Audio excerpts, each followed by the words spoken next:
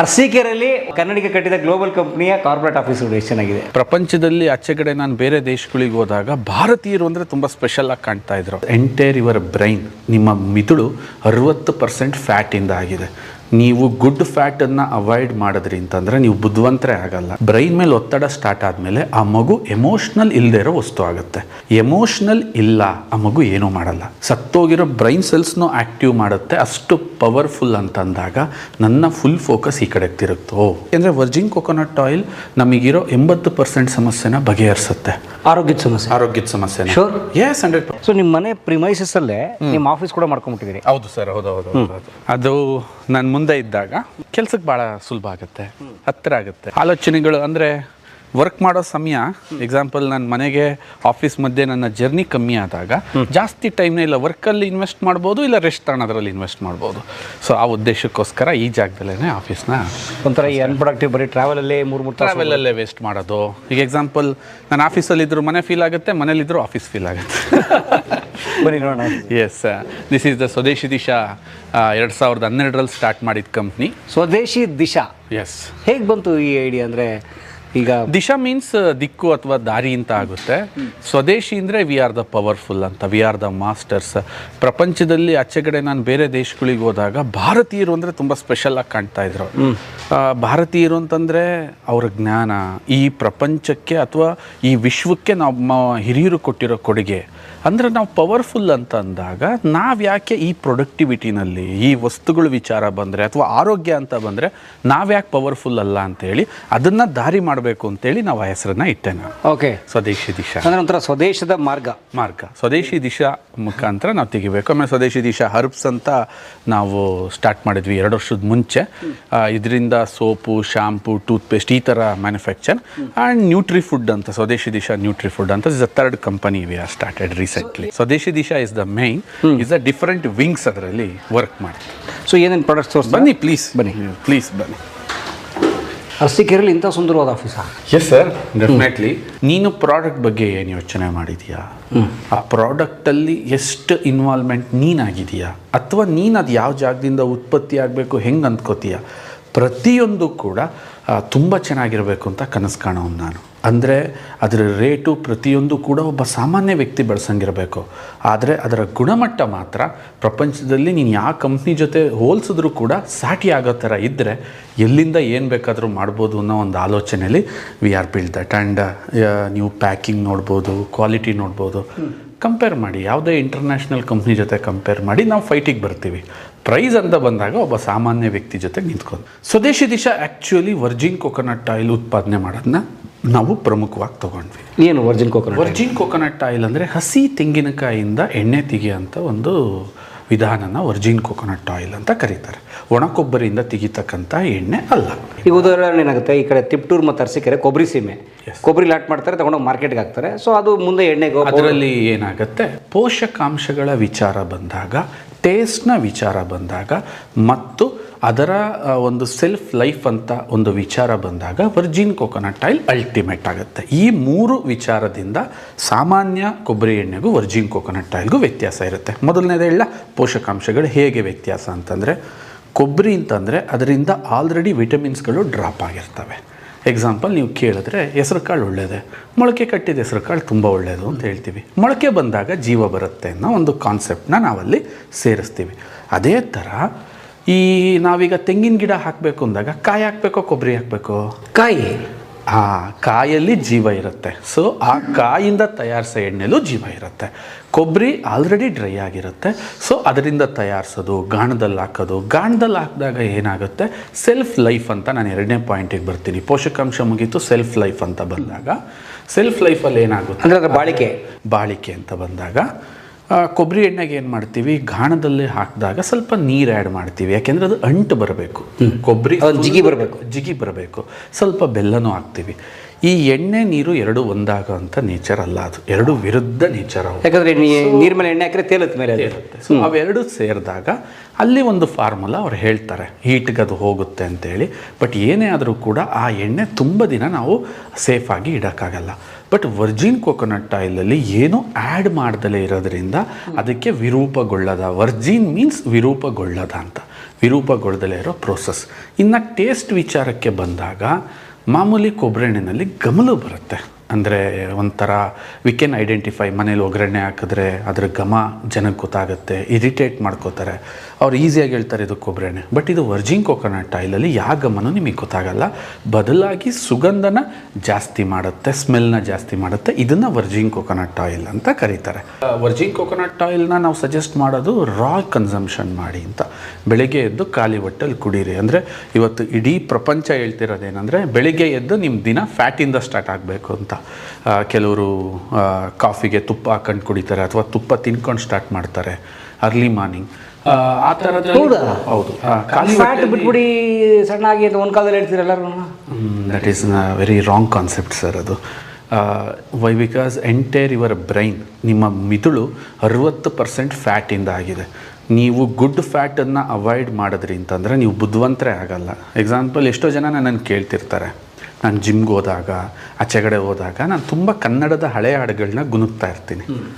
ಜನಕ್ಕೇನು ಆಶ್ಚರ್ಯ ಅಂತಂದರೆ, ಸರ್ ನಿಮ್ಮ ಥರ ದುಡಿಯೋರು, ನಿಮ್ಮ ಥರ ಬ್ಯುಸಿಯಾಗಿರೋರು ಹಾಡು ಹೇಳೋಕ್ಕೆ ಟೈಮಲ್ಲಿರುತ್ತೆ. ಅವ್ರ ಪ್ರಕಾರ ನಾನು ತಲೆ ಕೆರ್ಕೊಂಡು ಹುಚ್ಚನ್ ಥರ ಎಕ್ಸ್ಪ್ರೆಷನ್ ಕೊಡ್ತಾ ಇರಬೇಕು. ದಿನ ಲೆಕ್ಕ ಕಂಪ್ಯೂಟರ್ ಲ್ಯಾಪ್ಟಾಪ್ ಇಟ್ಕೊಂಡು ಹಿಂಗಾಗ್ತಿರ್ಬೇಕು. ನಾನಂಗನ್ನಲ್ವೇ, ಕೂಲ್ ಡೂಡ್ ಥರ ನಾನು ಬಾದಲು ನೀನೇ ಭೂಮಿಯಲ್ಲಿ ನೀನು ಹೇಳ್ಕೊಂಡು ಓಡಾಡ್ತಿರ್ತೀರ. ನಾನು ಆ ಥರ ಓಡಾಡ್ತಿರ್ತೀನಿ. ಓಕೆ, ತುಂಬ ಹಳೆ ಹಾಡುಗಳು ಹೇಳೋದು, ರಾತ್ರಿನೂ ಹಾಡು ಕೇಳ್ಕೊಂಡೆ ಮಲಗೋದು, ಜಿಮ್ಮಲ್ಲೂ ಹಾಡು ಹೇಳೋದು, ಆ್ಯಂಡ್ ಲೈಟಾಗಿ ನನ್ನ ಬಾಡಿನ ಮೂವ್ ಮಾಡೋದು ನಾನು ತುಂಬ ಇಷ್ಟಪಡ್ತೀನಿ.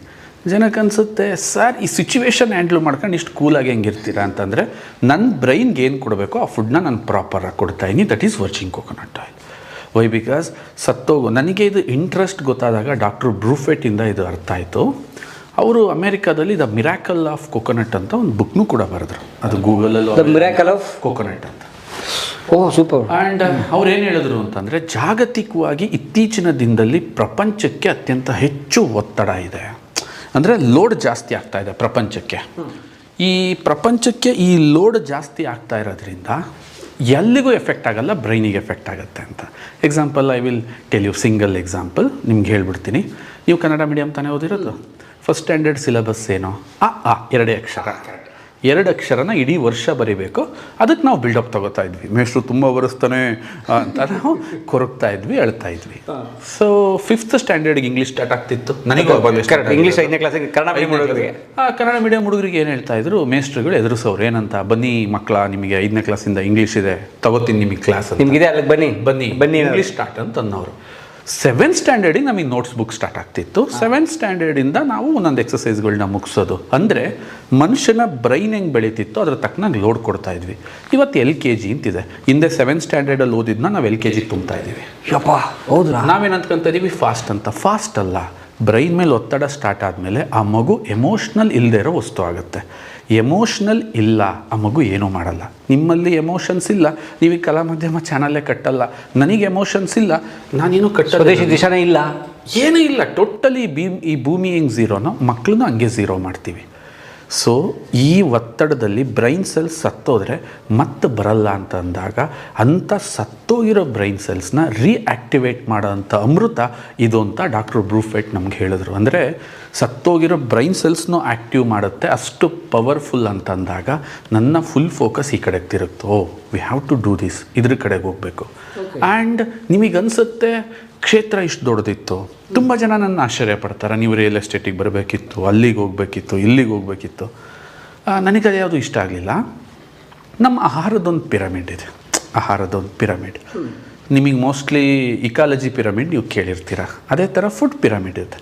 ಆ ಫುಡ್ ಪಿರಮಿಡಲ್ಲಿ ಈ ಆಯಿಲ್ ಏನಿದೆ ಇದು ಟಾಪಲ್ಲಿರುತ್ತೆ. ಇದು ಆಲ್ವೇಸ್. ಅಂದರೆ ಇದು Virgin coconut oil, not only any oil. ನಾನು ನಿಮ್ಮನೆ ಫುಡ್ ಪಿರಮಿಡ್ ಮಾತಾಡ್ತಾ ಇದ್ದೀನಿ. ಈಗೇನು ಈ ಕಾರ್ಯಕ್ರಮ ನೋಡ್ತಾ ಇದ್ದಾರೆ ಅವ್ರ ಮನೆ ಫುಡ್ ಪಿರಮಿಡ್ ಬಗ್ಗೆ ಮಾತಾಡ್ತಾ ಇದ್ದೀನಿ. ಆ ಫುಡ್ ಪಿರಮಿಡಲ್ಲಿ ಬಾಟಮಲ್ಲಿ ಕಾರ್ಬೋಹೈಡ್ರೇಟ್ಗಳು ಇರ್ತವೆ. ಲೈಕ್ ಅನ್ನ, ಸಕ್ಕರೆ, ರಾಗಿ, ಸಕ್ಕರೆ, ದವಸ ಧಾನ್ಯಗಳು, ಗೋಧಿ, ಜೋಳ, ನವಣೆ, ಸಜ್ಜೆ ಎಲ್ಲ. ಪ್ರೋಟೀನ್ ಒಂದು 20% ಇರುತ್ತೆ. ಕಾಳು, ಬೇಳೆ, ಮೀನು, ಮೊಟ್ಟೆ, ಮಾಂಸ. ಇನ್ನು ವೈಟಮಿನ್ಸ್ ಆ್ಯಂಡ್ ಫೈಬರ್ಸ್ ಅಂತ ಒಂದು 5% ತಿಂತೀವಿ. ಬಟ್ ಈ ಪಿರಮಿಡ್ ಯಾವಾಗ ಕಂಪ್ಲೀಟ್ ಆಗುತ್ತೆ, ಅದರ ಟಾಪಲ್ಲಿ ಆಯಿಲ್ ಬಂದಾಗ. ಎಕ್ಸಾಂಪಲ್, ಆಯಿಲ್ ಇಲ್ದಲೇ ಉಪ್ಪಿಟ್ಟು ಮಾಡ್ತೀರಾ? ಇಲ್ಲ. ಆಯಿಲ್ ಇಲ್ದಲೆ ಸಾಂಬಾರು ಮಾಡ್ತೀರಾ? ಮಾಡಿ ನೋಡೋಣ, ಟ್ರೈ ಮಾಡೋಣ. ತಿನ್ನೋಕ್ಕೆ ಆಗಲ್ಲ. ಸೊ ಆಯಿಲ್ ಅಂದ್ರೇನು? ಇದೊಂದು ಕಾನ್ಸಂಟ್ರೇಟ್ ನ್ಯೂಟ್ರಿಷನ್ ಅಂತ. ಅಂದರೆ ನಾನು ತಿನ್ನೋ ಆಹಾರದ ಶಕ್ತಿಯನ್ನು ಮಲ್ಟಿಪ್ಲೈ ಮಾಡಬೇಕು, ಜೊತೆಗೆ ದೇಹಕ್ಕೆ ಜೀರ್ಣ ಆಗ್ಸೋಕ್ಕೆ ಈಸಿ ಆಗಬೇಕು. ಇಷ್ಟೊಂದೆಲ್ಲ ಮಾತಾಡೋರು ಆಯಿಲ್ ಇಲ್ಲ ಚಿತ್ರಾನ್ನ ಮಾಡಿ ನೋಡೋಣ, ನಾವು ಒಂದ್ಸರಿ ತಿಂದೇ ಬಿಡೋಣ ಹೆಂಗಿರುತ್ತೆ. The concept should be like that. ನೀವು ವೀಕ್ ಆಗ್ತಾ ಹೋಗ್ತೀರಾ ಪರಮ್ ಸರ್. ಆ ಪಿರಮಿಡ್ನ ಟಾಪ್ ಇದನ್ನು ಮಲ್ಟಿನ್ಯಾಷನಲ್ ಕಂಪ್ನಿಗಳು ತುಂಬ ಚೆನ್ನಾಗಿ ಪ್ಲ್ಯಾನ್ ಮಾಡಿಕೊಂಡು ಅದು ಒಂದು ಪ್ರಾಡಕ್ಟ್ ಕಂಟಾಮಿನೇಟ್ ಮಾಡಿದ್ರೆ ಇಡೀ ನಿಮ್ಮ ಪಿರಮಿಡ್ ಕಂಟಾಮಿನೇಟ್ ಆಗುತ್ತೆ. Means your protein, your fibre, your carbs. ನಿಮ್ಮ ಉಪ್ಪಿಟ್ಟಲ್ಲಿ ಅದೊಂದು ಪಾಯ್ಸನ್ ಮಾಡು, ಇಡೀ ಉಪ್ಪಿಟ್ಟು ವಿಷ. ಅದೊಂದು ಪಾಯ್ಸನ್ ಮಾಡು, ಇಡೀ ಪಲ್ಯ ವಿಷ. ಅದೊಂದು ಪಾಯ್ಸನ್ ಮಾಡು, ಎಂಟೈರ್ ನಿಮ್ಮ ಪಿರಮಿಡ್ ವಿಷ ಆಯಿತಾ. ನಾವು ಇಂಡಿಯಾದಲ್ಲಿ ಬೇಕಾದಷ್ಟು ಮೆಡಿಸನ್ಸ್ ಮಾರೋಣ, ಸಖತ್ತಾಗಿ ಲೂಟ್ ಮಾಡೋಣ. ಜನಗಳ ಅನಾರೋಗ್ಯ ಆದಷ್ಟು ನನಗೆ ಪ್ರಾಫಿಟ್. ಅದಕ್ಕೆ ತಾನೇ ಇವತ್ತು ಇಷ್ಟೊಂದು ದೊಡ್ಡ ಮಾರ್ಕೆಟ್ ಸೃಷ್ಟಿ ಆಗ್ತಿದೆ. ಅದಕ್ಕೆ ಪ್ರತಿಯೊಬ್ಬರು ನನ್ನ ಮಗ ಅದಾಗಲಿ ಇದಾಗಲಿ ದುಡಿಲಿ. ಸೊ ಇದನ್ನು ತಪ್ಪಿಸ್ಬೇಕು ಅಂತಂದಾಗ ಇದು ಬೇಕು ಅನ್ನಿಸ್ತು. ನಿಮಗೆ ಇನ್ನೊಂದು ಪ್ರಶ್ನೆ, ಈ ತೆಂಗಿನ ಎಣ್ಣೆನೇ ಯಾಕೆ ಗುರು ನೀವು ಸೆಲೆಕ್ಟ್ ಮಾಡ್ಕೊಂಡ್ರಿ? ಬಹುಶಃ ಈ ಪ್ರಶ್ನೆ ಕೇಳ್ತಾರೆ, ಇವ್ರು ಈ ಪದಾರ್ಥನ ಮಾರಕ್ಕೆ ಇಷ್ಟೆಲ್ಲ ಹೇಳ್ತಾವ್ರೆ ಅಂತ. Nothing not like that. ನನ್ನ ಹತ್ರ ಈ ಎಣ್ಣೆ ಬಿಟ್ಟರೆ ನಾನು ಯಾವ ಎಣ್ಣೆನೂ ಮಾರಲ್ಲ. ಯಾಕೆ ಅಂತಂದರೆ, ಫಸ್ಟ್ ಆಫ್ ಆಲ್ ನಾನು ಒಬ್ಸರ್ವ್ ಮಾಡಿದ್ದೇನಂತಂದರೆ, ಜನಗಳಲ್ಲಿ ಶಕ್ತಿ ಕಮ್ಮಿ ಆಗ್ತಿದೆ, ಅವ್ರ ಜೀನ್ ಮಾಡಿಫೈಡ್ ಆಗ್ತಾ ಇದೆ. ಅವ್ರ ಜೀನ್ ಮಾಡಿಫಿಕೇಷನ್ ಆಗ್ತಿದೆ. ಜೀನ್ ಮಾಡಿಫಿಕೇಷನ್ ಅಂದಾಗ ನೀವು ಸ್ವಲ್ಪ ಅರ್ಥ ಮಾಡ್ಕೋಬೇಕು. ನಮ್ಮ ತಾತ 100 kg ಎತ್ತುತ್ತಾಯಿದ್ರು, ನಮ್ಮಪ್ಪ 50 kg ಎತ್ತುತ್ತಾಯಿದ್ರು, ನಾನು 25 kg, ನನ್ನ ಮಗ 5 kg. What's is showing? ಇದೇನು ತೋರಿಸ್ತಾ ಇದೆ? ಸೊ ಅವ್ರ ಕೆಪಾಸಿಟಿ ಕಮ್ಮಿ ಆಗ್ತಾ ಇದೆ. ಯಾಕೆ ಕಮ್ಮಿ ಆಯಿತು? ಸೊ ಮನುಷ್ಯ ಇನ್ಫ್ಲೂಯೆನ್ಸ್ ಆಗೋಂಥ ಒಂದು ಜೀವಿ. ಎಕ್ಸಾಂಪಲ್, ನಿಮ್ಮ ಜೊತೆ ತುಂಬ ಸಂಗೀತಗಾರರಿದ್ದರೆ ನೀವು ಹಾಡು ಹೇಳ್ತೀರಾ. ನಿಮ್ಮ ಜೊತೆ ತುಂಬ ಮನೆ ಹಾಳು ಮಾಡೋರಿದ್ದರೆ ಮನೆ ಹಾಳು ಮಾಡೋರಾಗ್ತೀರಾ. ಇಟ್ಸ್ ಇನ್ಫ್ಲೂಯೆನ್ಸ್ಡ್ ಪರ್ಸ್ನಾಲಿಟಿ ಮನುಷ್ಯ. ಯಾವುದರಿಂದ? ಅಟ್ಮಾಸ್ಫಿಯರಿಂದ, ಫುಡ್ಡಿಂದ, ಎಲ್ಲದರಿಂದನೂ ನಾವು ಇನ್ಫ್ಲೂಯೆನ್ಸ್ ಆಗ್ತೀವಿ. ಅದಕ್ಕೆ ಇಂಗ್ಲೀಷಲ್ಲಿ ಒಂದು ಗಾದೆನೇ ಇದೆಯಲ್ಲ, man is a product of his environment. Definitely ಪರಿಸರದ ಕೂಸು, ಮನುಷ್ಯ ಪರಿಸರದ ಕೂಸು ಅಷ್ಟೇ. ಸೊ ಇದರಲ್ಲಿ ನಮಗೆ ಫುಡ್ಗಳು ತುಂಬ ಇನ್ವಾಲ್ವ್ಮೆಂಟ್ ಮಾಡ್ತವೆ, ಇನ್ಫ್ಲೂಯೆನ್ಸ್ ಮಾಡ್ತವೆ. ಉದಾಹರಣೆಗೆ ನಾನು ನಿಮಗೊಂದು ಸಣ್ಣ ಒಂದು ಎಕ್ಸಾಂಪಲ್ ಕೊಡ್ತೀನಿ. ಉದಾಹರಣೆ ನೀವು ಲೆಕ್ಕ ಹಾಕ್ಕೊಂಡ್ರೆ ಇವತ್ತು ಈ ಕಾರ್ಯಕ್ರಮ ನೋಡ್ತಿರೋರ್ಗು ತುಂಬ ಖುಷಿ ಅನಿಸುತ್ತೆ. ಟೊಮೊಟೊ ಮತ್ತು ಹುಣಸೆಹಣ್ಣು ಎರಡಿದೆ. ಜನಗಳ ದೃಷ್ಟಿಲಿ ಏನು? 2 ಹುಳಿ, ಎರಡನ್ನೂ ಕೂಡ ಚಿತ್ರಾನ್ನ ಮಾಡೋಕ್ಕೆ ನಾವು ಬಳಸ್ತೀವಿ ಅಂತ. ಅದು ಆ ಥರಕ್ಕೆ ನೋಡಿದ್ರೆ ತುಂಬ ತಪ್ಪಾಗುತ್ತೆ. ಟೊಮೊಟೊ 3 ತಿಂಗಳು ಬೆಳೆ, ಒಂದು ವೀಕೆಸ್ಟ್ ಪ್ಲ್ಯಾಂಟ್. ಯಾರು ಬೇಕಾದರೂ ಕೈಲಿ ಹಿಡ್ಕೊಂಡು ಹಿಂಗೆ ಎತ್ಬೋದು. ಒಂದು ಮಳೆ ತಡೆಯಲ್ಲ, ಒಂದು ಬಿಸಿಲು ತಡೆಯಲ್ಲ, ಒಂದು ಚಳಿ ತಡೆಯಲ್ಲ. ಹುಣಸೆ ಮರ ಆಗಕ್ಕೆ 5 ವರ್ಷ ಬೇಕು. ಒಂದು ಸಲ ಮರ ಆದಮೇಲೆ 1000 ವರ್ಷ ಬದುಕುತ್ತೆ. 72 ವರ್ಷ ನಿರಂತರ ಮಳೆ ಇಲ್ಲ ಅಂದರೂ ಬದುಕಂಥ ಶಕ್ತಿನ ದೇವರ ಹುಣಸೆ ಮರಕ್ಕೆ ಕೊಟ್ಟಿದ್ದಾರೆ. ಎಂಥ ಚಂಡಮಾರುತ ಬೇಕಾದ್ರೂ ತಡೆಯುತ್ತೆ, ಎಂಥ ಭೂಕಂಪ ಆದರೂ ನಿಂತಿರುತ್ತೆ, ತಡೆಯುತ್ತೆ. ಮೋಸ್ಟ್ಲಿ ನೀವು ಅದರದ್ದು ಪವರ್ ನೀವು ಕೇಳಿದ್ರೆ ಸಣ್ಣ ಪುಟ್ಟವ್ರು ಹೋಗಿ ಅಳ್ಳಾಡ್ಸೋಕ್ಕಾಗಲ್ಲ, ಅದು ಕಟ್ ಮಾಡೋಕ್ಕೆ ಮಿಷಿನ್ನೇ ಬೇಕು. ಯಾಕೆಂದರೆ ತೇಜಸ್ವಿ ಅವರು ಬರೆದ ಕಿರುಗುರಿನ ಗಯ್ಯಾಳಿಗಳಲ್ಲಿ ಆ ಹುಣಸೆ ಮರದ ಮೇಲೆನೇ ಇಡೀ ಎಂಟೈರ್ ಕಾದಂಬರಿನ ಬರೀತಾರೆ. ಕರೆಕ್ಟ್. ಅದು ಉಳ್ಕೊಂಡು ಹೋಗ್ಬಿಟ್ಟು ಎಲ್ಲ ಗೌಡ್ರು ಮೈ ಮೇಲೆ ಬಿದ್ದು ಎಲ್ಲ ಮೂಳೆ ಮುರ್ಕೊಂಡು ಹೊಡೆದಿರ್ತಾರೆ. ಹುಣಸೆ ಮರ ಅಷ್ಟು ಪವರ್ಫುಲ್. ಅದು ಆ ಹುಣಸೆ ಹಣ್ಣಲ್ಲಿ ಅದ್ರ ಜೀನ್ಸ್ ಇರುತ್ತಾ? 100% ಇರುತ್ತೆ. ಆ ಗಟ್ಟಿತನದ ಜೀನ್ಸ್ ಇರುತ್ತೆ. ಅದು ದೇಹದ ಮೇಲೆ ಮಾರ್ಪಾಡಾಗಕ್ಕೆ ಹೆಲ್ಪ್ ಆಗುತ್ತಾ? 100%. ಇವತ್ತು ನೋಡಿ, ಕುತ್ಕೊಂಡು ನೀವು ಸುಮ್ಮನೆ ಚರ್ಚೆ ಮಾಡಿ. ನಿಮ್ಮ ಮನೆಯಲ್ಲಿ ಟೊಮೊಟೊ ಹಣ್ಣು ಎಷ್ಟು % ತಿಂತಾ ಇದ್ದೀರಾ, ಹುಣಸೆ ಹಣ್ಣು ಎಷ್ಟು % ತಿಂತಿದ್ದೀರಾ ಅಂದರೆ 99% ಟೊಮೊಟೊ ಹಣ್ಣು ತಿಂತಿರ್ತೀವಿ, 1% ಹುಣಸೆ ಹಣ್ಣು ತಿಂತಿರ್ತೀವಿ. ಸೊ ಹಂಗಾರೆ ಈ ಬಾಡಿ ಇನ್ಫ್ಲೂಯೆನ್ಸ್ಡ್ ಯಾವುದರಿಂದ? 3 ತಿಂಗಳು ಬೆಳೆ ಟೊಮೊಟೊದಿಂದ. ಟೊಮೊಟೊ ಗುಣಲಕ್ಷಣಗಳೇ ನಿಮ್ಮಲ್ಲಿರ್ತವೆ. ಸೊ ಹುಣಸೆ ಹಣ್ಣು ನಮ್ಮಿಂದ ದೂರ ಆಯಿತು. ಸೊ ಹಂಗನ್ನಿಸ್ದಾಗ ಈ ಆಹಾರದ ಪಿರಮಿಡಲ್ಲಿ ಎಣ್ಣೆಗೆ ಇಷ್ಟು ಮಹತ್ವ ಇದೆ ಅಂತಂದಾಗ ನಾವು ಅಂದ್ಕೊಂಡ್ವಿ ಆ ಪಿರಮಿಡ್ನ ಶಕ್ತಿಶಾಲಿ ಎಣ್ಣೆಯಿಂದ ನಾವು ಮಾರ್ಪಾಡು ಮಾಡಬೇಕು ಅಂತಂದಾಗ ಕಡಲೆಕಾಯಿ, ಸೂರ್ಯಕಾಂತಿ, ಕುಸ್ಬೆ, ಸಾಸಿವೆ ಇವೆಲ್ಲ 5-6 ತಿಂಗಳು ಬೆಳೆ ಆದರೆ ಈ ತೆಂಗು 880 ವರ್ಷ ಬದುಕ್ತಕ್ಕಂಥ ಸಸ್ಯ. ಆ್ಯಂಡ್ ಇದ್ರ ಜೊತೆಗೆ ಇದು ತನ್ನ ಬೇರನ್ನು ಸುಮಾರು 100 ಅಡಿ ವಿಸ್ತೀರ್ಣದಲ್ಲಿ ಬಿಡುತ್ತೆ. ಆಳಕ್ಕೋದಾಗ ಸುಮಾರು 7ರಿಂದ 8 ಅಡಿ. ಅಂದರೆ ನಿಮಗೊಂದು ತಿಳ್ಕೊಳ್ಳಿ, ಮನುಷ್ಯ ಎಷ್ಟೇ ಕೃಷಿ ಮಾಡಿದ್ರೂ 1.5 ಅಡಿ ಕೆಳಗೆ ನಾವು ಹೋಗೋಕ್ಕಾಗಲ್ಲ. ಅಂದರೆ 6ರಿಂದ 7 ಅಡಿ ಅಂದರೆ ಎಷ್ಟು ಅಮೂಲ್ಯವಾದ ಪೋಷಕಾಂಶಗಳನ್ನ ಮನುಷ್ಯ ರೀಚ್ ಆಗದೇ ಇರೋ ಜಾಗದಿಂದ ತೆಗೆದು ತನ್ನ ಕಾಯಲ್ಲಿಟ್ಟು ಕೊಡೋ ಅಂತಹ ಒಂದು ಶಕ್ತಿಶಾಲಿ ಕಲ್ಪವೃಕ್ಷ. ಸೊ ಇದನ್ನು ನಿಮ್ಮ ಪಿರಮಿಡ್ ಮೇಲೆ ಇಟ್ರಿ, then your entire kitchen become ಸೂಪರಾಗಿ ಆಗುತ್ತೆ. ಹೆಲ್ತಿ ಕಿಚನ್ ಆಗುತ್ತೆ, ಪವರ್ಫುಲ್ ಆಗುತ್ತೆ, ಪವರ್ಫುಲ್ ಆಗುತ್ತೆ. ಈಗ ಕೇಳ್ತಿರೋರ್ಗೆ ಏನನ್ಸುತ್ತೆ, ಇದೊಂದು ಸ್ಟೋರಿ ಅನಿಸುತ್ತೆ. ಸರ್ ಇದಕ್ಕೊಂದು ಸೈಂಟಿಫಿಕ್ ಅನಾಲಿಸಿಸ್ ಕೊಡಿ, ಒಂದು ಪ್ರೂವನ್ನು ನಮಗೇನಾದರೂ ಕೊಡಿ ಅಂತ ನನಗೇನಾದ್ರು ಅಂದರೆ ಒಂದು ಏಡಿ ಕಥೆ ಇದೆ. ನಮ್ಮ ಒಳನಾಡಲ್ಲಿ ಮಳೆಗಾಲದಲ್ಲಿ ಹೇಡಿಗಳು ಬರ್ತವೆ. ಒಂದು 3 ತಿಂಗಳು ಬದುಕ್ತವೆ. ಅದೇ ಈ ಹೊಳೆ ಹೊಸ ನೀರು ಬಂದಾಗ ಹೊಳೆಗೆ ಗದ್ದೆಗೆಲ್ಲ ಬಂದ್ಬಿಡ್ತಾವಲ್ಲ, ಒಂದು 30-40 ಗ್ರಾಮ್ ತೂಕ ಇರುತ್ತೆ. ಅದೇ ಸಮುದ್ರದ ಏಡಿಗಳು ಬರ್ತವೆ 1 kg ಇಂದ 1 ವರ್ಷ ಬದುಕ್ತವೆ. ಒಂದು ಸ್ಪೆಸಿಫಿಕ್ ಕಂಟ್ರಿನಲ್ಲಿ ಒಂದಷ್ಟು ಏಡಿಗಳು ಕಾಣ್ತವೆ 30 kg ವರೆಗೂ ತೂಕ ಇರ್ತವೆ, 50 ವರ್ಷದವರೆಗೂ ಬದುಕ್ತಿರ್ತವೆ. ಒಂದು ಏಡಿ 30 kg? ಎಸ್, ನಿಮ್ಮ ಕೈನ ಈಸಿಯಾಗಿ ಕಟ್ ಮಾಡುತ್ತೆ, ಅಷ್ಟು ಪವರ್ಫುಲ್ ಇರುತ್ತೆ ಏಡಿ, ಅದ್ರ ಕೊಂಬು. ದೆನ್ ವಿಜ್ಞಾನಿಗಳಿಗೆ ಸರ್ಪ್ರೈಸ್ ಆಗುತ್ತೆ, ಯಾವುದು ಡೆವಲಪ್ ಆಗಿಲ್ಲ, ಇದೊಂದು ಏಡಿ ಯಾಕೆ ಹಿಂಗೆ ಡೆವಲಪ್ ಆಗಿದೆ. ದೆನ್ ವಿಜ್ಞಾನಿಗಳು ಡಿಸೈಡ್ ಮಾಡ್ತಾರೆ, ಅದರ ಆಹಾರ ಚೆಕ್ ಮಾಡಿದಾಗ ತೆಂಗಿನಕಾಯಿ ತಿಂತಾ ಇರುತ್ತೆ. ಅವಾಗ ಅದಕ್ಕೋಸ್ಕರ ಏಡಿಗೆ ಕೊಕೊನಟ್ ಕ್ರ್ಯಾಬ್ ಅಂತ, ಈ ವಿಡಿಯೋ ನೋಡ್ತಿರೋರು ಬೇಕಾದರೆ ಅದ್ರ ಬಗ್ಗೆ ಗೂಗಲ್ಗೆ ಹೋಗಿ ಸರ್ಚ್ ಮಾಡಿ ನೋಡಬಹುದು. ಅಂದರೆ 1 ವರ್ಷದ ಆಯುಷ್ ಕೊಟ್ಟಿರೋ, ದೇವ್ರ ಆಯುಷ್ ಕೊಡ್ತಾನೆ ಅಂತ ನಾವು ಹೇಳ್ತೀವಲ್ಲ, ಅಂಥ ಏಡಿನೇ ಆಹಾರ ಚೇಂಜ್ ಮಾಡಿಕೊಂಡು ತನ್ನ ಆಯುಷ್ಯನ ಜಾಸ್ತಿ ಮಾಡುತ್ತೆ. ಅಂದರೆ ಇಲ್ಲಿ ಅರ್ಥ ಮಾಡ್ಕೊಳ್ಳಿ, ದೇವ್ರು ಯಾರು ಅಂದರೆ food is a god. So ಅಂಥ ಫುಡ್ನ ನಾನು ಸರಿಯಾದ ದಾರಿ ಕರ್ಕೊಂಡು ಹೋಗಬೇಕು ಅಂದರೆ ಲಾಭದ ದೃಷ್ಟಿಗೆ ನಾನು ಎಂತೆಂಥದ್ದನ್ನೋ ಎಣ್ಣೆನೆಲ್ಲ ತಗೊಬಂದು ಜನಗಳಿಗೆ ಇದು ರೈಟ್ ಅಂತ ಹೇಳೋಕ್ಕೆ ನಮ್ಮ ಕಂಪ್ನಿ ರೆಡಿ ಇಲ್ಲ. ಕಳೆದ ಈ ನಮ್ಮ ಕಂಪನಿ ಈಗ 14ನೇ ವರ್ಷ ನಾವು ರನ್ ಮಾಡ್ತಾ ಇದ್ದೀವಿ. ಈ 14 ವರ್ಷದಲ್ಲಿ ಹೆಚ್ಚು ಕಮ್ಮಿ 12 ವರ್ಷ ಇದೊಂದು ಸಿಂಗಲ್ ಪ್ರಾಡಕ್ಟ್ ಮೇಲೆ ಪ್ರಪಂಚ ನಾವು ಪ್ರಮೋಟ್ ಮಾಡಿದ್ವಿ. ಒಂದ್ಲಿ ಸಿಂಗಲ್ ಪ್ರಾಡಕ್ಟ್, ಇದೊಂದು ಬರೀ ಒರಿಜಿನ್ ಕೋಕೋನಟ್ ಆಯಿಲೇ 12 ವರ್ಷ ನಿಮ್ಮ ಕಂಪ್ನಿ ನಡೆಸಿದೆ. ಈಗಲೂ ನಡೆಸ್ತಾ ಇದೆ. ಆ್ಯಂಡ್ ಇದು ಯಾಕೆ ಅಂತಂದರೆ ವಿಚಾರ ಅಲ್ಲಿಗೆ ನಿಲ್ಲಲ್ಲ, ಮುಂದಕ್ಕೆ ನಾನು ಹೇಳೋ ವಿಚಾರಗಳನ್ನ ನೀವು ಕೇಳಿದ್ರೆ ತುಂಬ ರೋಮಾಂಚನ ಆಗ್ತೀರಿ. ಜನಗಳು ಅವರ ಆರೋಗ್ಯ ಇಷ್ಟೊಂದು ಸುಲಭನ ಅನ್ಸೋಕ್ಕೆ ಶುರುವಾಗುತ್ತೆ. ಅಂಥ ಅದ್ಭುತ ವಿಚಾರಗಳು ಇದರಲ್ಲಿದ್ದಾವೆ. ಶುದ್ಧ ಪ್ಯೂರ್ ತೆಂಗಿನೆಣ್ಣೆ ಆರೋಗ್ಯಕ್ಕೆ, ಜೀವನಕ್ಕೆ, ದೇಹಕ್ಕೆ ಅಷ್ಟು ಒಳ್ಳೆಯದು. ಹೌದು. ದ್ಯಾನ್ ಇದರಿಂದನೇ ಬೈ ಪ್ರಾಡಕ್ಟ್ಸ್ ರೆಡಿ ಆಯಿತು. ಇದರಿಂದನೇ ಟೂತ್ಪೇಸ್ಟು, ಇದರಿಂದನೇ ಶ್ಯಾಂಪು, ಇದರಿಂದನೇ conditioner, shampoo and face wash, brightening cream, sunscreen, ಈ ಥರ ಎಲ್ಲ ಆದಾಗ ಇದ್ರ ಜೊತೆಗೆ ನನ್ನ ಶ್ರೀಮತಿಯವರು ಅದನ್ನು hair oil, pain oil, beauty oil ಅಂತ ಅವರೊಂದು ಸೀರೀಸ್ನ ಸ್ಟಾರ್ಟ್ ಮಾಡಿದ್ರು. ರೀಸೆಂಟ್ಲಿ ನಾವು ಜನಗಳಿಗೆ ಆರೋಗ್ಯ ಅನ್ನೋದು ತುಂಬ ಕಾಂಪ್ಲಿಕೇಶನ್ ಅಲ್ಲ, ಇದು ನಿಮ್ಮ ಕೈಲೇ ಇರುತ್ತೆ. ಈಸಿಯಾಗಿ ನೀವೇ, ಯಾಕೆಂದರೆ ವರ್ಜಿನ್ ಕೊಕೊನಟ್ ಆಯಿಲ್ ನಮಗಿರೋ 80% ಸಮಸ್ಯೆನ ಬಗೆಹರಿಸುತ್ತೆ. ಆರೋಗ್ಯದ ಸಮಸ್ಯೆ ಶೋರ್? ಎಸ್, 100%. ಸೈಂಟಿಫಿಕಾಗಿ ನಿಮಗೆ ಇವ್ಯಾಲ್ಯೂಯೇಟ್ ಮಾಡಿ ಹೇಳ್ತೀನಿ. 100% ಈ ಕಾರ್ಯಕ್ರಮನ ಯಾರು ಹೇಳ್ತಾರೋ, ಯಾರು ನೋಡ್ತಾ ಇದ್ದಾರೋ ಅವ್ರಿಗೆ ಅನುಕೂಲ ಆಗಲಿ. ಅದ್ರ ಜೊತೆಗೆ ಇನ್ನು ಉಳಿದ 20%ನ ನ್ಯೂಟ್ರಾಸಿಟಿಕಲ್ಸ್ ಅಂದರೆ ಪೋಷಕಾಂಶಗಳನ್ನ ಬ್ಯಾಲೆನ್ಸ್ ಮಾಡಿದ್ರೆ ಎಂಥ ಪ್ರಾಬ್ಲಮಿಂದನಾದರೂ ಅವ್ರು ಆಚೆಗೆ ಬರ್ಬೋದು ಅಂತ ವಿ ಲಾಂಚ್ಡ್ ದಿಸ್ ನ್ಯೂಟ್ರಾಸಿಟಿಕಲ್ ಸೀರೀಸ್. ಇದು ಅದ್ಭುತ ರೇಂಜ್ ಇದೆ. ನಾನು ಒಂದೊಂದನ್ನೇ ಕೂತು ನಾನು ನಿಮಗೆ ಇದರಲ್ಲಿ ಎಕ್ಸ್ಪ್ಲೈನ್ ಮಾಡ್ತೀನಿ. ಸೂಪರ್. ಸೊ ಇದನ್ನ ಕೂತು ಮಾತಾಡೋಣ. ಒಂದು ಶಾರ್ಟ್ ಆಫೀಸ್ ಟೂರ್ ಮಾಡೋಣ ಬನ್ನಿ. ಯಾ, ಈಗ ಸ್ವದೇಶಿ ದಿಶಾ ಏನಾಗಿದೆ ಅಂದರೆ ತುಂಬ ಪ್ರಾಡಕ್ಟ್ಸ್ ಇದೆ, ಅಷ್ಟು ಈಸಿಯಾಗಿ ಮಾತಾಡೋದು ಕಷ್ಟ, ಒಂದೇ ಸಲ ಎಕ್ಸ್ಪ್ಲೈನ್ ಮಾಡೋದು. Yeah, please come, this is my cabin. ಬನ್ನಿ, ಬಾಸ್ ಕ್ಯಾಬಿನ್ ನೋಡೋಣ. ಯಾ, ಒಬ್ಬ ಅರ್ಸಿಕೆರೆಯಲ್ಲಿ ಕನ್ನಡಿಗ ಕಟ್ಟಿದ ಗ್ಲೋಬಲ್ ಕಂಪ್ನಿಯ ಕಾರ್ಪೊರೇಟ್ ಆಫೀಸ್ ಎಷ್ಟು ಚೆನ್ನಾಗಿದೆ. ಸೂಪರ್.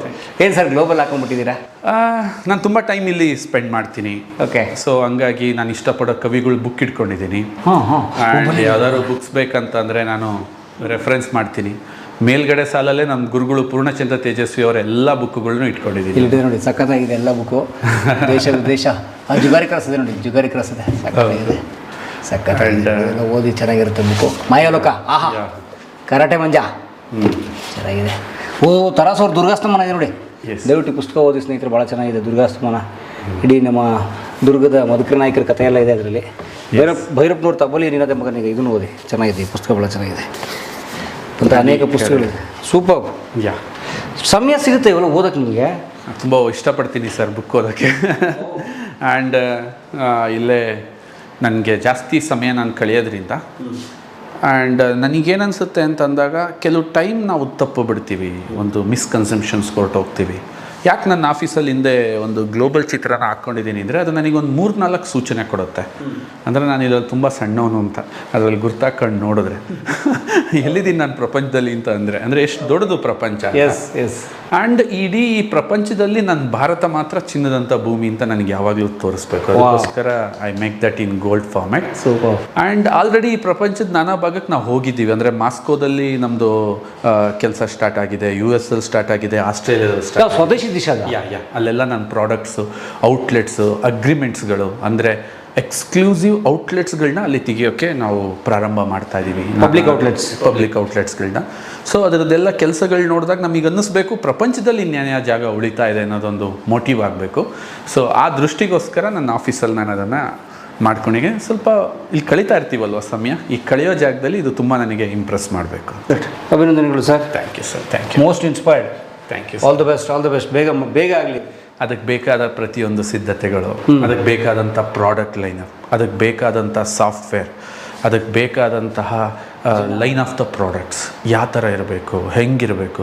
ಸ್ವದೇಶಿ ದಿಶಾ ಈಗ ಏನಾಗ್ತಿದೆ, ತುಂಬ ಇನ್ವೆಸ್ಟ್ಮೆಂಟ್ನ ನಾವು ನಮ್ಮ ಬೇಸಿಕ್ ಖರ್ಚು ಮಾಡ್ತಾ ಇದ್ದೀವಿ. ಇನ್ವೆಸ್ಟ್ಮೆಂಟ್ ಸ್ಟೆಬಿಲಿಟಿ ಇದ್ರ ಕಡೆ ತಲೆ ಕೆಡಿಸ್ಕೊತಾ ಇದ್ದೀವಿ. ಇನ್ನೊಂದು 3-4 ಮಂತ್ಸಲ್ಲಿ we are came in to the ಬ್ರ್ಯಾಂಡಿಂಗ್ನ ಮೇಯ್ನ್ ಪಾರ್ಟ್ನ ಮಾಡ್ಕೋತೀವಿ. ಈಗ ಡಿಸ್ಟ್ರಿಬ್ಯೂಟರ್ ಸೆಟಪ್ ಎಲ್ಲ ಕಡೆ ಆಗಿದೆ. ನಿಮ್ಮ ಬೆಂಗಳೂರಲ್ಲೇ 46 ಎಕ್ಸ್ಕ್ಲೂಸಿವ್ ಔಟ್ಲೆಟ್ಸ್ ಇದೆ ನಮ್ಮದು. ಅಂದರೆ ಶಾಪ್ಸ್ ಎಕ್ಸ್ಕ್ಲೂಸಿವ್ ಔಟ್ಲೆಟ್ಸ್ ಇದೆ ನಮ್ಮದು ಸ್ವದೇಶಿ ದಿಶಾ. ಆ್ಯಂಡ್ ಆಲ್ ಓವರ್ ಕರ್ನಾಟಕದಲ್ಲಿ ಹತ್ತತ್ರ 200 ಔಟ್ಲೆಟ್ಸ್ ಇದೆ ಎಲ್ಲ. ಈ ಪಾರ್ಟ್ ಆಫ್ ವ್ಯೂನಲ್ಲಿ ಸ್ವಲ್ಪ ಡಾಮಿನೇಟ್ ಇದ್ದೀವಿ ನಾವು. ಆ್ಯಂಡ್ ನೆಕ್ಸ್ಟ್ ಅಂತಂದರೆ ಇದನ್ನೆಲ್ಲ ಒಂದು ಮಾಡಿಕೊಂಡು ನೆಕ್ಸ್ಟ್ ಒಂದು ದೊಡ್ಡ ಪ್ಲ್ಯಾಟ್ಫಾರ್ಮ್ನ ಬಿಲ್ಡ್ ಮಾಡ್ಕೊಳ್ಳೋಣ ಅಂತ ಹೇಳಿ. ಆನ್ಲೈನಲ್ಲಿದ್ದೀರಾ? ನೋ, ನಾವು ಆನ್ಲೈನ್ ಏನೇ ಕಾರಣಕ್ಕೂ ಪ್ರಮೋಟ್ ಮಾಡಿ. ನಿಮ್ಮದೇ ಆನ್ಲೈನ್ ಮಾಡ್ಕೊಂಡಿದ್ದೀವಿ? ನಮ್ದು ಆನ್ಲೈನ್ ಇದೆ. ನಿಮ್ಮದು ಆನ್ಲೈನ್. ಎಕ್ಸಾಂಪಲ್ ಕಾಮರ್ಸ್ ಇದು ಪ್ರಾಡಕ್ಟ್ ಚೆನ್ನಾಗಿ ಮಾಡೋದು ಒಂದು ವಿಚಾರ ಆದಮೇಲೆ ಆ ಪ್ರಾಡಕ್ಟ್ ನಮ್ಮವ್ರಿಗೆ ಅನುಕೂಲ ಆಗಬೇಕು, ನಮ್ಮವ್ರು ಅದರಿಂದ ತಿಳ್ಕೋಬೇಕು, ನಮ್ಮವ್ರಿಗೆ ಜೀವನ ಕಟ್ಟಬೇಕು. ನೀನು ಇಷ್ಟೊಳ್ಳೆ ಪ್ರಾಡಕ್ಟ್ ಮಾಡಿಬಿಟ್ಟು ನಿಂದೊಬ್ಬನ ನೋಡ್ಕೊಂಡು ನೀನು ಇದನ್ನ ಆನ್ಲೈನ್ ಪ್ಲ್ಯಾಟ್ಫಾರ್ಮಲ್ಲಿ ಸೇಲ್ ಮಾಡಿದಾಗ ನೀನು ಏನು ಕಲಿಸ್ದಂಗೆ ಆಗುತ್ತೆ ಸಮಾಜಕ್ಕೆ ಅಂತೇಳಿ we are not interested. So ಹಾಗಾಗಿ ನಾವು ಯಾವುದೇ ಕಾಮರ್ಸ್ ಪ್ಲ್ಯಾಟ್ಫಾರ್ಮಲ್ಲಿ ನಮ್ಮ ಪ್ರಾಡಕ್ಟ್ನ ಸೇಲ್ ಆಗೋದನ್ನು ಒಪ್ಪಲ್ಲ, ನಾವು ಮಾಡೋದು ಇಲ್ಲ. ಬಟ್ ಇವತ್ತು ಎಲ್ಲ ಜಗತ್ತು ಆನ್ಲೈನ್ ಟ್ರೆಂಡ್ ಅಂತಾರೆ, ಆನ್ಲೈನ್ ಇಲ್ಲಾಂದ್ರೆ ಬಿಸ್ನೆಸ್ ನಡೆಯಲ್ಲ ಅಂತಾರೆ. ನಾವು ಅದಿಲ್ಲ ಅಂತಲೇ ತೋರಿಸಿದ್ವಲ್ಲ, ಅದೇನೂ ಅಲ್ಲ ಅಂತಲೇ ತೋರಿಸಿದ್ವಲ್ಲ, ಅದಿಲ್ಲದೆ ಚೆನ್ನಾಗಿ ಬೆಳಿತೀವಿ, ಚೆನ್ನಾಗಿ ಮಾಡ್ಬೋದು ಅಂತಲೇ ತೋರಿಸಿದ್ವಲ್ಲ. Great sir, 100%. ಸೊ ನಾನು ಸ್ಟಾರ್ಟ್ ಮಾಡಿದಾಗ ಎಲ್ಲರೂ ನನ್ನ ಅದೇ ಥರ ಕೇಳ್ತಿದ್ದಿದ್ದು, ನಿಮ್ದು ಯಾವ ಅಮೆಝಾನಲ್ಲಿ ಸಿಗುತ್ತಾ, ಅಲ್ಲಿ ಸಿಗುತ್ತಾ, ಇಲ್ಲಿ ಸಿಗುತ್ತಾ ಅಂತ. ನಾವು ಹೇಳ್ತಾ ಇದ್ವಿ ಇಲ್ಲ, ನನಗಲ್ಲಿ ಬರೋ ಯೋಚನೆನೇ ಇರಲಿಲ್ಲ ಅಂತಾನೆ. ಯಾಕೆಂದರೆ ಬಿಸ್ನೆಸ್ ಅನ್ನೋದು ಒಂದು ಸಂಸ್ಕಾರವಂತ ಪದ. ಅದು business is not making A money, it's building the relationship ಅಂತ. ಹಿಂದೆ ಒಬ್ಬ ಮಾರ್ಕೆಟ್ಗೆ ಹೋದಾಗ ಅಲ್ಲಿ ಯಾರೋ ಒಬ್ಬ ಶೆಟ್ರ್ ಹತ್ರ ಮಾತಾಡೋನು, ಅವ್ರ ಫ್ಯಾಮಿಲಿ ಬಗ್ಗೆ ಎಕ್ಸ್ಚೇಂಜ್ ಆಗ್ತಿತ್ತು. ಅಕ್ಕಂಗೆ ಗಂಡು ಬಂತೇನಪ್ಪ, ಏನು ಮಾಡ್ತಾಯಿದ್ದೀಯಾ, ನಿಮ್ಮ ಅಪ್ಪಾಜಿ ಈ ಥರ ಇದ್ದರು, ನೀನು ಹುಷಾರಾಗಿರು, ನೀನು ಯಾಕೆ ಈ ಥರ ಮಾಡ್ತೀಯಾ ನೀವು ಅಂದರೆ. ಮಾರ್ಕೆಟ್ಗೆ ಹೋದರೆ ಅವ್ನು ಬರೀ ವಸ್ತುಗಳು ತರ್ತಾ ಇರಲಿಲ್ಲ, ದುಡ್ಡು ಖರ್ಚು ಮಾಡ್ತಾ ಇರಲಿಲ್ಲ, ತುಂಬ ಭಾವನೆಗಳನ್ನ ತೊಗೊಂಡು ಬ್ಯಾಗಲ್ಲಿ ಮನೆಗೆ ಬರ್ತಾ ಇದ್ದ. ಇವರು ಆನ್ಲೈನ್ ಅಂತ ಮಾಡಿ ಎಲ್ಲ ಆನ್ಲೈನಲ್ಲೇ ಮನೆಗೆ ಬಂದ ಮೇಲೆ ಇವನಂತಾನೆ ನನಗೇನು ಎಂಟರ್ಟೈನ್ಮೆಂಟ್ ಇಲ್ಲ, ನನಗೇನು ಸಂತೋಷ ಇಲ್ಲ, ಖುಷಿ ಇಲ್ಲ. ಸಂತೋಷ ಖುಷಿ ಇರೋದೇ ಮಾರ್ಕೆಟಲ್ಲಿ. ಅದನ್ನು ನೀನು ಪಡಿಬೇಕು ಅಂದರೆ ಜನಗಳ ಜೊತೆ ಕನೆಕ್ಟೆಡ್ ಆಗಿರು. ಅಂದರೆ ಬಿಸ್ನೆಸ್ ಬಿಲ್ಡ್ಸ್ ದ ಸಂಸ್ಕಾರ, ಅಂದರೆ ಅದೊಂದು ಒಳ್ಳೆ ಕನೆಕ್ಟಿವಿಟಿನ ಬಿಲ್ಡ್ ಆಗುತ್ತೆ. ಸೊ ನನಗನ್ನಿಸ್ತು ಟಿಪಿಕಲ್ ಮಾರ್ಕೆಟಲ್ಲಿ ಲಾಯಲ್ ಇಲ್ಲ ಯಾರು. ಈಗ ಎಕ್ಸಾಂಪಲ್ ಏನೀಗ ಮಾರ್ಕೆಟ್ ಬಿಲ್ಡ್ ಆಗಿದೆ, ಅದೊಂದು ಮಾಫಿಯಾ ಕನ್ವರ್ಟ್ ಆಗೋಗಿದೆ. ದುಡ್ಡಿದ್ದವರು ಸಖತ್ತಾಗಿ ದುಡ್ಡು ಹಾಕ್ಕೊಂಡು ಕುತ್ಕೊಂಡು ಅವ್ರ ಎಂಪೈರ್ನ ಬಿಲ್ಡ್ ಮಾಡ್ಕೊಂಡಿದ್ದಾರೆ. C&Fs ಆಗಿರ್ಬೋದು, ಹೋಲ್ಸೇಲ್ಸ್ ಆಗಿರ್ಬೋದು, ಸಮ್ಮನ್. ನನಗೇನೋ ಅವಕಾಶ ಇಲ್ಲದೆ ಕಷ್ಟಪಡ್ತಾ ಇದ್ದಾರಲ್ಲ, ನಮಗೇನೋ ಇದೆ ಸರ್, ನಮ್ಮ ಮನಸ್ಸಲ್ಲಿ ಏನೋ ಇದೆ, ನಮಗೇನೋ ಬೇಕು ಸರ್ ಅಂತಿದ್ದಾರಲ್ಲ, ಅವ್ರಿಗೊಂದು ಪ್ಲ್ಯಾಟ್ಫಾರ್ಮ್ ಕ್ರಿಯೇಟ್ ಮಾಡಬೇಕಲ್ಲ, ಅವ್ರಿಗೇನಾದರೂ ಒಂದು ವ್ಯವಸ್ಥೆ ಕ್ರಿಯೇಟ್ ಮಾಡಬೇಕಲ್ಲ. ಸೊ ಅಂಥವರಿಗೋಸ್ಕರ ನಾನೇನು ಮಾಡಿದೆ, ರಿಸರ್ವ್ ಆಗ್ತಾ ಬಂದೆ. ಸಂಸ್ಕಾರವಂತ ವ್ಯಕ್ತಿಗಳ ಅವಶ್ಯಕತೆ ಇತ್ತು ನನಗೆ. ಈಗ ಎಕ್ಸಾಂಪಲ್, ನೀವು ಯಾವುದೇ ಒಂದು ಬುಕ್ ತೊಗೊಳ್ಳಿ, ಈಗ ನೀವು ಹೇಳ್ತಾ ಇದ್ದೀರಾ you are a book lover, this is a book ಅಂತ. ಅದೇ ಥರ ಭಗವದ್ಗೀತೆ ತೊಗೊಂಡ್ರೆ ಯಾರು? ಕೃಷ್ಣ ಬರೆದಿರೋದು. ದೇವ್ರು ಬರೆದಿರೋ ಬುಕ್ನ ಯಾರು ಓದೋಕ್ಕೆ ರೆಡಿ ಇಲ್ವಲ್ಲ. ಮಾರ್ಕೆಟಲ್ಲಿ ತುಂಬ ಒಳ್ಳೆಯದಿದೆ, ಅದನ್ನು ಓದೋಕ್ಕೆ ಜನಗಳೇ ರೆಡಿ ಇಲ್ಲ. ಸೊ ಅವಾಗ ನನಗನ್ನಿಸ್ತು ನಾವು ಜನಕ್ಕೆ ಕೊಡೋಣ ಒಂದು ಅವಕಾಶ, ಒಂದು ಒಳ್ಳೆ ಆಪರ್ಚುನಿಟಿ ಕೊಟ್ಟರೆ ಡೆಫಿನೆಟ್ಲಿ ಅವ್ರು ಬಳಸ್ಕೋತಾರೆ ಅಂತ. ಈ ಥರ ಹೋಗ್ತಾನೆ 3000 ಜನ distributor from different profession. Retired ಜಡ್ಜ್ಗಳಿದ್ದಾರೆ, IAS ಆಫೀಸರ್ಸ್ ಇದ್ದಾರೆ, ಆ್ಯಂಡ್ ತುಂಬ ಪೂರ್ ಕಮ್ಯುನಿಟಿಯಿಂದ ಬಂದಿರೋ ಹುಡುಗ ಇದ್ದಾನೆ. ಅಂದರೆ 8ನೇ ಕ್ಲಾಸ್ ಕೂಡ ಅವನು ಪಾಸ್ ಮಾಡಿಲ್ಲ ಅಂಥ ಹುಡುಗರಿದ್ದಾರೆ. ಎಲ್ಲರಿಗೂ ಕಲಿಸ್ತಾ ಬಂದ್ವಿ ನಮಗಿರೋ ಸಮಾಜದ ರೆಸ್ಪಾನ್ಸಿಬಿಲಿಟಿ ಏನು, ಅವರ ಆಹಾರನ ಪ್ರೊಟೆಕ್ಟ್ ಮಾಡಿ ಸೇವ್ ಮಾಡಬೇಕು. ಪರಮವರೇ, ನಾವಿಷ್ಟು ಹೆಮ್ಮೆಯಿಂದ ಏನಕ್ಕೆ ಮಾತಾಡ್ತಿದ್ದೀವಿ ಅಂತಂದರೆ, ನಾವು ಯಾರ ಆಹಾರನೂ ಡಿಸ್ಟರ್ಬ್ ಮಾಡ್ತಾ ಇಲ್ಲ ಪರಮವರೇ. ಇವರೇ veg or non veg, we respect the both. Okay. And ಕೆಲವು ಕಂಪ್ನಿಗಳು ಆಹಾರದ ಹೆಸರಲ್ಲಿ ಸುಲಿಗೆ ಮಾಡ್ತವೆ. ಲೈಕ್ ನೀನು ಇದನ್ನು ತಿನ್ನಬೇಡ, ಜಸ್ಟ್ ಇದನ್ನು ಕುಡಿದ್ಬಿಡು ಸರಿ ಆಗ್ತೀಯಾ. ನಾನು ಇಲ್ಲಿ ಹೆಸರು ಹೇಳೋಕ್ಕಿಲ್ಲ, ಯಾಕೆಂದರೆ ಅದೆಲ್ಲ ಸುಮ್ಮನೆ ಕಾಂಪ್ಲಿಕೇಶನ್ ಮಾಡ್ಕೊಳಕ್ಕೆ ನನಗೆ ಇಷ್ಟ ಇಲ್ಲ. ಕರೆಕ್ಟ್, ಆ್ಯಡ್ ಬರುತ್ತೆ, ನಿಮ್ಮ ಮಗು ಏನು ತಿಂದೆ ಸ್ಕೂಲ್ಗೆ ಹೋಗ್ತಾರೆ, ಏನು ಕುಡಿಸ್ಬಿಡು ಸಾಕು. That's not it true.